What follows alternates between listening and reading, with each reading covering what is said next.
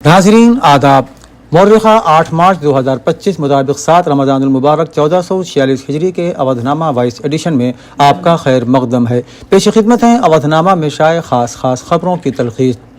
वज़ीर आज़म नरेंद्र मोदी ने मरकज़ के ज़ेर इंतज़ाम कई इलाकों के लिए 2580 करोड़ रुपए के तरक्याती प्रोजेक्टों का इफ्तिताह किया और संग बुनियाद रखा। मुल्क के तमाम हिस्सों में हिफ़्ज़ान सेहत को फ़रोग़ देने पर अपनी बुनियादी तवज्जो के हिस्से के तौर पर उन्होंने सिलवासा में नमो अस्पताल के पहले मरहले का इफ्तिताह किया। 460 करोड़ रुपए से ज़्यादा की कुल लागत से तामीर किया गया ये 450 बिस्तरों का अस्पताल मरकज़ के ज़ेर इंतज़ाम इलाके में सेहत की खिदमात को मजबूत करेगा। यह अस्पताल इलाके के लोगों खुसूसन कबायली बिरादरियों को जदीद तरीन तिब्बी खिदमात फराहम करेगा। उत्तर प्रदेश के वज़ीर आला योगी आदित्यनाथ ने कहा कि वज़ीर आज़म नरेंद्र मोदी के विजन के मुताबिक उत्तर प्रदेश में स्टार्टअप और स्टैंड अप कल्चर को फरोग दिया जा रहा है। वज़ीर आला आज आगरा जिले में chief minister youth interpretive development मुहिम के तहत आगरा डिवीजन के 1000 नौजवानों को 50 करोड़ रुपए के कर्ज की तकसीम के प्रोग्राम में अपने ख्यालात का इजहार कर रहे थे। इससे पहले वज़ीर आला ने मुख्तलिफ बैंकों और ताजिरों की जानिब से लगाए गए स्टॉल्स का दौरा किया। वज़ीर आला ने कहा कि मुल्क और रियासत की तरक्की की बुनियाद रखने वाले नौजवान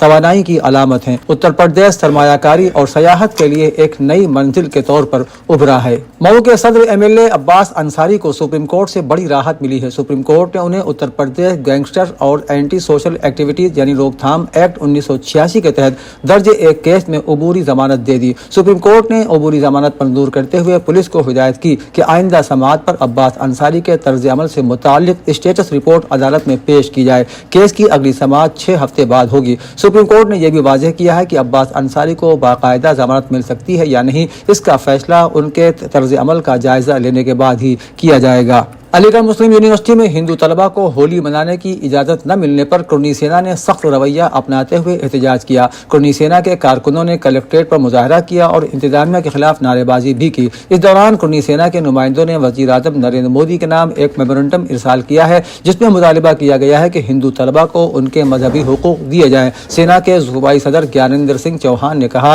कि अगर AMU इंतजामिया होली मनाने की इजाज़त नहीं देती तो 10 मार्च को रंग भरनी एकादशी के मौके पर कुर्नी सेना के कारकुन खुद यूनिवर्सिटी में जाकर हिंदू तलबा के साथ होली खेलेंगे। बीजेपी हुकूमत के जरिए वक्फ तरमीमी बिल को पार्लियामेंट में पेश किए जाने के खिलाफ आज मजलिस उलमाए हिंद के बैनर तले नमाज जुमा के बाद आसिफी मस्जिद में इमाम जुमा मौलाना सैयद कल्ब जवाद नकवी की क़यादत में एहतजाजी मुजाहरा किया गया। इस मौके पर मुजाहिरीन ने बीजेपी सरकार की वक्फ मुखालिफ पॉलिसियों के खिलाफ नारे लगाए और वक्फ बिल वापस लेने का मुतालबा किया।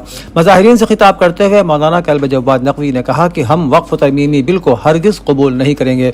उन्होंने कहा कि मुस्लिम पर्सनल लॉ बोर्ड और मुसलमानों की दीगर तंजीमें जहां कहीं भी इस बिल के खिलाफ एहतजाज करेंगी हम उसमें ज़रूर शामिल होंगे और उनकी हिमायत करेंगे। उन्होंने कहा कि ज्वाइंट पार्लिमानी कमेटी के जरिए मुसलमानों को धोखा दिया गया। उन्होंने कहा कि बीजेपी अब सबका साथ सबका विकास के अपने नारे से पीछे हट गई है। संभल के सर्किल ऑफिसर CO अनुज चौधरी के होली से मुतालिक बयान पर सियासी हंगामा खड़ा हो गया है। समाजवादी पार्टी के सीनियर रहनुमा और राज्यसभा के रुकन प्रोफेसर राम गोपाल यादव ने उन पर संगीन इल्जामात आयद किए हैं। उन्होंने इल्जाम लगाया है कि जब संभल में तशद्दुद हुआ था तब अनुज चौधरी पुलिस एहलकारों को गोली चलाने के अहकामात दे रहे थे।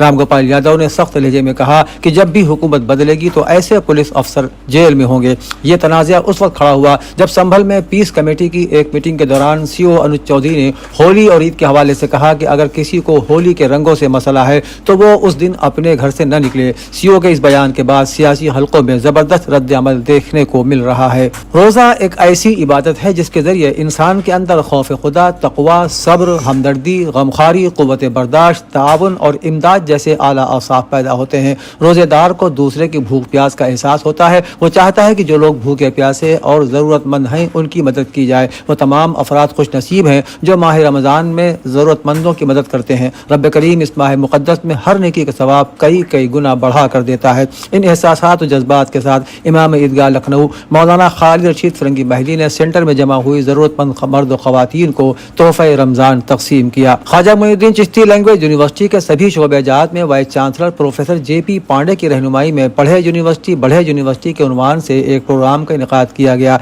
इसका बुनियादी मकसद यूनिवर्सिटी के तलबा के अंदर किताबों से दिलचस्पी और मुताले के ज़ौक़ को महमीज़ करना और तालीमी माहौल को मुस्तहकम करना है। मौजूदा अहद में सोशल मीडिया के बढ़ते हुए असरात के बाइस तलबा के अंदर किताबों से दिलचस्पी ترقی کم ہو رہی ہے اور پڑھنے کا رجحان کم ہو رہا ہے۔ اسی کو دیکھتے ہوئے اس پروگرام کی اہمیت بڑھ جاتی ہے۔ اسی لیے یونیورسٹی کے تمام شعبوں کے طلباء نے 11 سے 12 بجے تک کتابوں کو پڑھا۔ اس کے ساتھ ہی منشیات اور جہیز سے پاک معاشرے اور طلباء کے اندر بیداری اور آگاہی پیدا کرنے کے لیے حلف بھی دلایا گیا تاکہ معاشرے اور خاص طور سے جوانوں کے اندر منشیات اور جہیز کی بڑھتی ہوئی لعنتوں کو روکا جا سکے۔ اودھنامہ کے جہاں نما صفحے کے مطابق شام میں سیکورٹی فورسز اور معزول صدر بشار الاسد کے حامیوں کے درمیان شدید جھڑپوں کے نتیجے میں 70 کے قریب افراد ہلاک ہو گئے۔ مرنے والوں میں سیکورٹی فورسز کے 16 اہلکار جبکہ معزول صدر کے 28 حامی بھی شامل ہیں۔ برطانوی نشریاتی ادارے BBC کی رپورٹ کے مطابق شام کی سیکورٹی فورسز ایک روز سے جاری پرتشدد جھڑپوں کے بعد ملک کے ساحلی علاقوں میں معزول صدر بشار الاسد کے وفادار جنگجوؤں کے خلاف ایک بڑا آپریشن کر رہی ہے۔ ساحلی شہروں الاسقیہ اور طرطوس میں کرفیو نافذ کر دیا گیا ہے۔ برطانیہ میں قائم شامی مبصر گروپ برائے انسانی حقوق کا کہنا ہے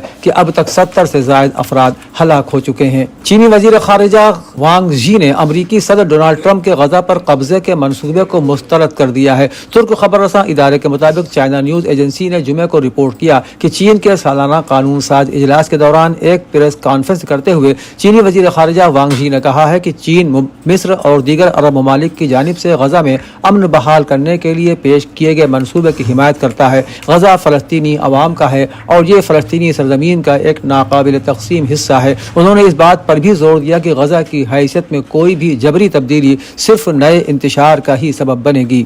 امریکی صدر ڈونلڈ ٹرمپ نے تصدیق کی ہے کہ ایک اعلیٰ امریکی عہدیدار نے غزہ میں قید یرغمالیوں کی رہائی کے لیے حال ہی میں حماس کے ساتھ براہ راست بات چیت کی ہے۔ خبر رساں ایجنسی رائٹرز کے مطابق صحافیوں سے بات کرتے ہوئے ڈونلڈ ٹرمپ نے کہا کہ اس کوشش کا مقصد اسرائیل کی مدد کرنا ہے۔ امریکہ قیدیوں کی رہائی کے لیے رقم ادا نہیں کرے گا۔ اس درمیان امریکی صدر ڈونلڈ ٹرمپ خصوصی ایلچی اسٹیون کوف نے کہا ہے کہ حماس کے عسکریت پسندوں کے ساتھ امریکہ کی بات چیت حالیہ تھی اور فلسطینی عسکریت پسند گروپ کو پیغام یہ ہے کہ امریکہ یرغمالیوں کو گھر واپس لانا چاہتا ہے۔ انہوں نے اس موقف کا بھی اعادہ کیا ہے کہ حماس کو غزہ میں مستقبل کی حکومت کا حصہ نہیں بننا چاہیے۔ یوکرین کے صدر ولادیمیر زیلنسکی کا کہنا ہے کہ ان کی ٹیم اگلے ہفتے سعودی عرب میں امریکی شراکت داروں سے بات چیت کے لیے ملاقات کرے گی۔ زیلنسکی نے سوشل میڈیا ایکس پر تیز اور قابل اعتماد امن کے حصول کے لیے یوکرین کے عزم پر زور دیتے ہوئے لکھا کہ یوکرین امن میں سب سے زیادہ دلچسپی رکھتا ہے۔ یوکرین کے صدر نے کہا کہ وہ آئندہ پیر کو ریاض میں سعودی ولی عہد شہزادہ محمد بن سلمان سے ملاقات کریں گے اور ان کی ٹیم یوکرین میں جنگ کے خاتمے کے لیے امریکی شراکت داروں کے ساتھ بات چیت جاری رکھے گی۔ اودھنامہ میں شائع مضامین کو مکمل طور پر پڑھنے کے لیے اودھنامہ کی ویب سائٹ www.awadhnama.com پر وزٹ کریں اور ای پیپر پر کلک کریں۔